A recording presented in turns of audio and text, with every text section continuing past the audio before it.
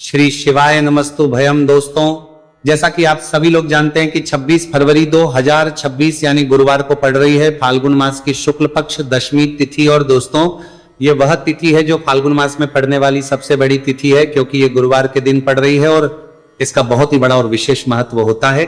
पूज्य गुरु जी ने कहा है कि अगर कभी भी मौका लग जाए और फाल्गुन महीने की दशमी तिथि गुरुवार को पड़ जाए तो आप लोगों को 7 चने की दाल वाला उपाय तो अवश्य ही करना चाहिए। इन दोनों का संयोग बहुत ही कम आता है।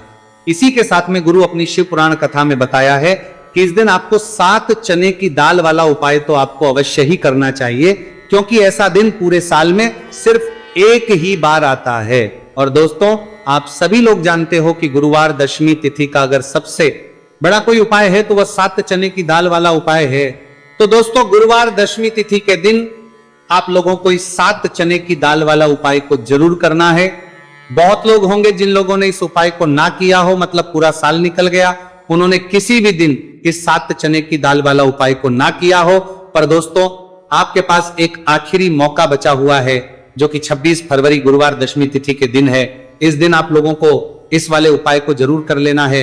भले ही आपने पूरे महीने भर इस उपाय को ना किया हो, पर अगर आपने इस फाल्गुन महीने के गुरुवार दशमी तिथि के दिन अगर इस वाले उपाय को कर लिया तो आपको इस उपाय को करने का वह फल मिलेगा जिसकी आपने कभी कल्पना भी नहीं करी होगी। इसीलिए आप लोग इस वाले उपाय को एक बार जरूर कर लेना है, ताकि आप लोगों के हाथ से यह मौका ना जा सके और आपको इस उपाय को करने का फल मिलेगा सके। दोस्तों, यह उपाय पंडित जी ने अपनी अभी की ही श्री शिव महापुराण की कथा में बताया है जी।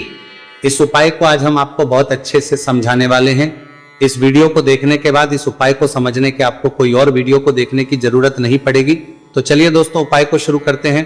देखिए, ये इस फाल्गुन महीने के गुरुवार दशमी तिथि के दिन ये इतना खास होता है, इतना महत्वपूर्ण होता है। देखा गया है कभी कभी बड़े बड़े पूजा पाठ अनुष्ठान से जो मनोकामना पूर्ण नहीं होते, वह फाल्गुन महीने की गुरुवार दशमी तिथि के दिन एक छोटे से उपाय करने से ही आपकी मनोकामना पूर्ण होता है, जाती है। और बहुत सारे ने इस उपाय को किया भी है और उनको इस उपाय को करने का फल भी जरूर मिला है। अगर आप लोग भी इस उपाय को करना चाहते हैं तो आप इस उपाय को पहले अच्छे से समझ लेना, सुन लेना, उसके बाद करना। आपको इस उपाय का फल जरूर मिलेगा। और इस उपाय को कर लेने से आपके घर में चाहे किसी भी प्रकार की दुख और समस्या क्यों ना चल रही हो, आपको उसका कारण भी नहीं पता है कि भाई यह समस्या किस कारण से चल रही है, उसका कुछ भी कारण हो सकता है, जैसे पितृदोष हो सकता है या किसी भी तरह का मंगल दोष भी सकता है। तो इस दिन आप लोगों को ये वाला उपाय कर लेना है। ये एक ऐसा उपाय है जिस उपाय को अगर किसी विशेष दिन पर किया जाए तो भाई उस विशेष दिन का जो है वह तो हमें मिलता ही मिलता है, पर हमने उस दिन पर इस उपाय को किया है तो हमें उससे भी बड़ा फल मिलता है। और फल बहुत जल्दी मिलता है, क्योंकि आप इस उपाय को बहुत ही बड़े और विशेष दिन पर कर रहे हो। तो चलिए अब उपाय के बारे में बात करते हैं, लेकिन उससे पहले आप लोगों को यह जानना आवश्यक है कि आखिर यह उपाय किस समय करना है, किसको करना है और कैसे करना है। तो चलिए हम आगे आपको वीडियो में एक एक करके बता देते हैं। लेकिन उससे पहले अगर आप लोग हमारे चैनल पर पहली बार आए हैं या फिर मेरी आवाज आज पहली बार सुन रहे हैं तो हमारे चैनल एस्ट्रो ओम को सब्सक्राइब जरूर कर लेना और इस वीडियो को लाइक करके कमेंट बॉक्स में श्री शिवाय नमस्तु भयम ओम नमः शिवाय जरूर टाइप कर देना। तो दोस्तों, इस 7 चने की वाला उपाय को हमें इस गुरुवार दशमी तिथि के दिन कैसे करना है, किसको करना है, किस समय करना है और कहां पर करना है, ये सारे सवालों के जवाब आपको इस वीडियो में मिल जाएंगे। और जो ये वीडियो देखेगा भाई उसको 7 चने की दाल वाला उपाय जरूर देखेगा, करना चाहिए, क्योंकि इस दिन एक चने की दाल का भी बहुत ही बड़ा और विशेष महत्व होता है। और जब बात आ जाए 7 चने की दाल वाला उपाय की तो ये सोने पे सुहागा वाली बात हो जाती है और ये एक बहुत ही बड़ा उपाय हो जाता है इस गुरुवार दशमी तिथि का। तो अब दोस्तों, इस 7 चने की दाल वाला उपाय को आखिर करना किसको है, सबसे पहले हम लोग वो बात जान लेते हैं। तो देखो, घर की जो बड़ी माताएं बहनें होती हैं, उन माताओं बहनों में से कोई भी एक बड़ी माता बहन इस वाले उपाय को कर सकती है। और दोस्तों, अगर आप चाहें तो अपने घर में से सभी सदस्यों को भी इस उपाय को करवा सकते हैं। अगर किसी व्यक्ति की खुद की कोई मनोकामना है, खुद की कोई दुख और है जो कि वो अपने लिए ही करना चाहता है, इस वाले उपाय को तो वह खुद अपने लिए भी कर सकता है। बाकी अगर कोई घर में से ऐसा है जो कि अपने पूरे घर परिवार की सुख और शांति के लिए ये वाला उपाय करना चाहता है तो भाई वो भी कर सकता है, उसमें भी कोई दिक्कत वाली बात नहीं। कहने का मतलब यह है कि इस उपाय को हर एक सदस्य भी कर सकता है और पूरे घर परिवार के सदस्य के लिए घर की बड़ी माताओं बहनों में से कोई एक माता बहन भी कर सकती है। माताएं बहनें अगर घर में उपस्थित ना हो या वह उपाय ना कर पा रही हो तो फिर घर का कोई बड़ा सदस्य भी इस 7 चने की दाल वाला उपाय को कर सकता है, चाहे फिर वह पुरुष ही क्यों ना हो, उसमें कोई भी दिक्कत वाली बात नहीं है।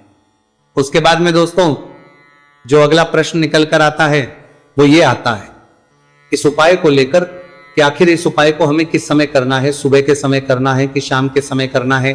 तो देखो इस वाले उपाय को आप लोग सुबह के समय भी कर सकते हो और शाम के समय प्रदोष काल में भी करते हो।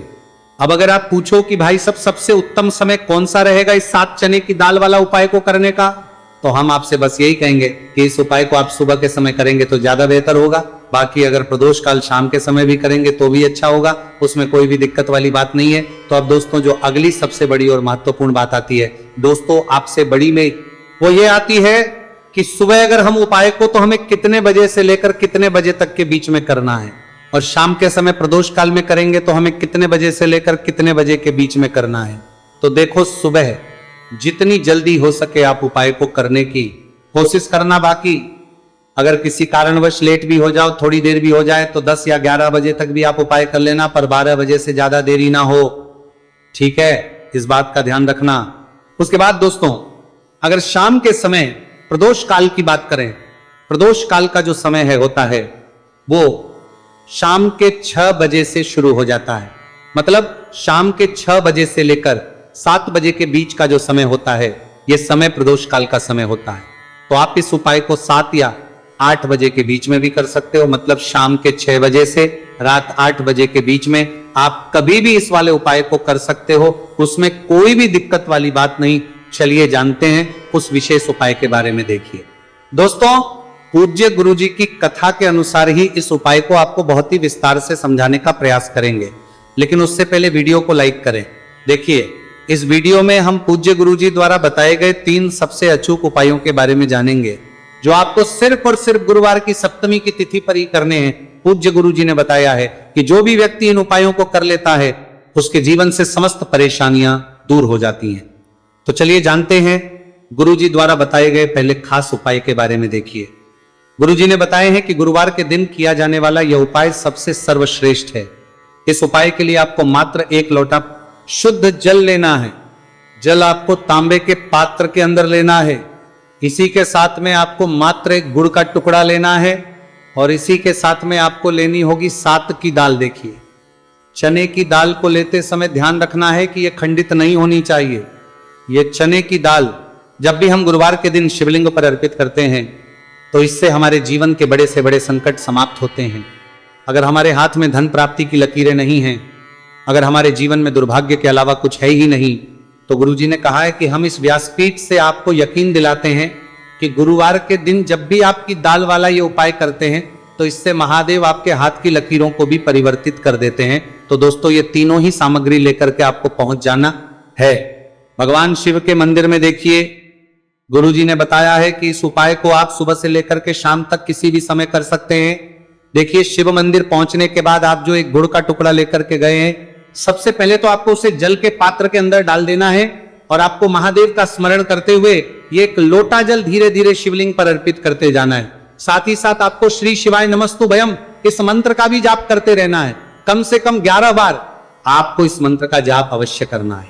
अब दोस्तों आपके पास जो चने की दाल है उन्हें आपको एक एक करके शिवलिंग पर अर्पित करते जाना है। चने की दाल आप एक एक करके भी समर्पित कर सकते हैं और एक साथ भी शिवलिंग पर अर्पित कर सकते हैं। देखिए चने की दाल को समर्पित करने के बाद आपको बृहस्पति शवर महादेव से प्रार्थना कर लेनी है कि हमारे जीवन में जो भी संकट समस्या चल रही है, हम जो भी कार्य करते हैं उसमें हमें बार बार असफलता मिलती है, रुकावटें संकट जीवन में लगातार बने हुए हैं, चारों तरफ से सिर्फ और सिर्फ निराशा ही हाथ लग रही है। तो अपने दुर्भाग्य को दूर करने के आपको बृहस्पति शवर महादेव से प्रार्थना कर लेनी है। पूज्य गुरुजी ने कहा है कि इस गुरुवार के दिन यह चमत्कारी उपाय करके देख लेना और आप स्वयं देखेंगे कि 1 या 2 महीने के अंदर आपके जीवन का जो दुर्भाग्य है वह समाप्त होना प्रारंभ हो जाएगा। अब दोस्तों हम जान लेते हैं दूसरे विशेष और चमत्कारी उपाय के बारे में। देखिए, इस उपाय के लिए आपको मात्र एक तुलसी जी की लकड़ी लेनी होगी। अगर आपके पास पहले से ही तुलसी जी की लकड़ी है तो उसका उपयोग आप कर सकते हैं, और यदि आपके घर में तुलसी जी का पौधा सूखा हुआ है तो वहां से भी आप तुलसी जी की मात्र एक लकड़ी ले सकते हैं। देखिए, इस उपाय के लिए आपको मात्र एक मिट्टी का दीपक लेना है। इसमें आपको शुद्ध घी का प्रयोग करना है और इस दीपक के अंदर आपको ये जो तुलसी जी की लकड़ी है इसे रख देना है। इस लकड़ी को आपको पूरा घी के अंदर डुबो देना है, चारों तरफ अच्छे से घी लगा देना है और आपको इस दीपक के अंदर इस लकड़ी को रख लेना है। देखिए, यदि आपको ऐसा लगता है कि तुलसी जी की जो लकड़ी है वो बहुत ही जल्दी से जल जाती है तो आपको एक कार्य करना है।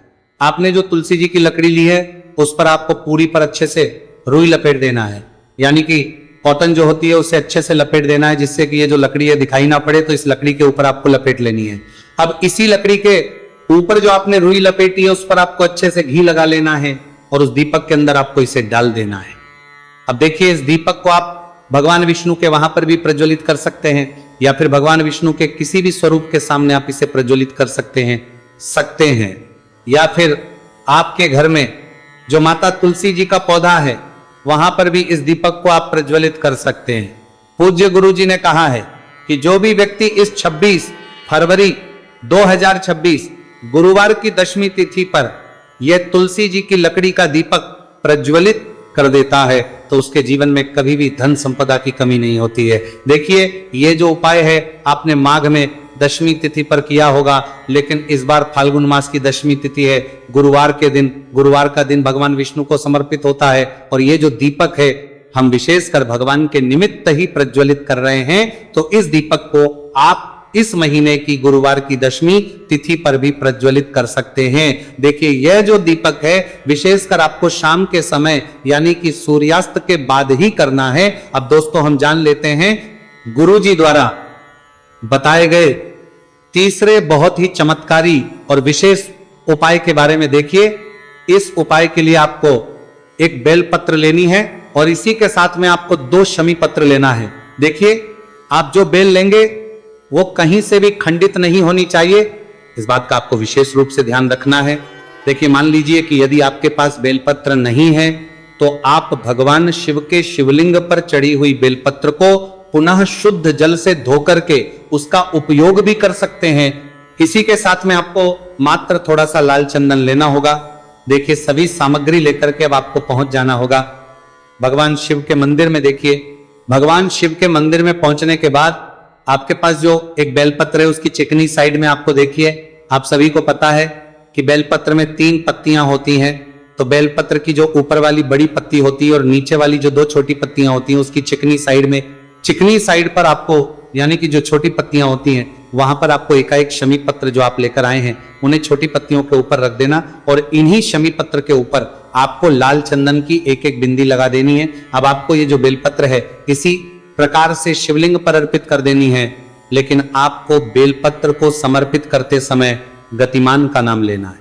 देखिए, गतिमान जो है वो हनुमान जी के छोटे भाई हैं और पूज्य गुरु जी ने बताया है कि गतिमान का नाम लेकर ही आपको यह उपाय करना है, क्योंकि आपके शरीर के जो भी रोग हैं उन्हें भगवान गतिमान दूर करने वाले। इस उपाय को करने के बाद आपकी जो भारी से भारी बीमारी है वह भी भगवान गतिमान की कृपा से दूर होने वाली है।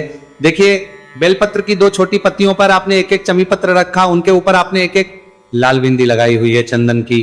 तो इसी प्रकार से आपको यह बेलपत्र शिवलिंग पर अर्पित कर देना है। भगवान गतिमान का स्मरण करते हुए, गतिमान भगवान का स्मरण करते हुए आपके शरीर में या फिर आपके घर किसी भी सदस्य के शरीर में जो भी रोग हैं उस रोग को दूर करने के लिए आपको भगवान से प्रार्थना कर लेनी है और फिर आपको वापस अपने घर आ जाना है। देखिए, इस उपाय के लिए गुरुजी ने कोई भी निश्चित दिन निश्चित समय नहीं बताया है, तो इस उपाय को आप किसी भी दिन कर सकते हैं। आप लगातार इस उपाय को किसी भी दिन कर सकते हैं और हफ्ते में केवल 1 दिन भी कर सकते हैं। गुरुजी ने कहा है कि यदि आपकी लो पुरानी बीमारी है वह भी भगवान गतिमान की कृपा से दूर हो जाएगी। तो दोस्तों, इस प्रकार से आज के इस वीडियो में हमने आपको गुरुवार की इस दशमी तिथि पर किए जाने वाले 3 बहुत ही चमत्कारी उपाय बताए हैं। जो भी आपके लिए उचित है, सरल है, उसे आप कर सकते हैं। तो दोस्तों, ये थे पूज्य गुरु जी द्वारा बताए गए कुछ बहुत ही खास उपाय। अगर आपको जानकारी अच्छी लगी हो तो वीडियो लाइक करिएगा। मिलते हैं फिर एक नए वीडियो के साथ। श्री शिवाय नमस्तुभयम्।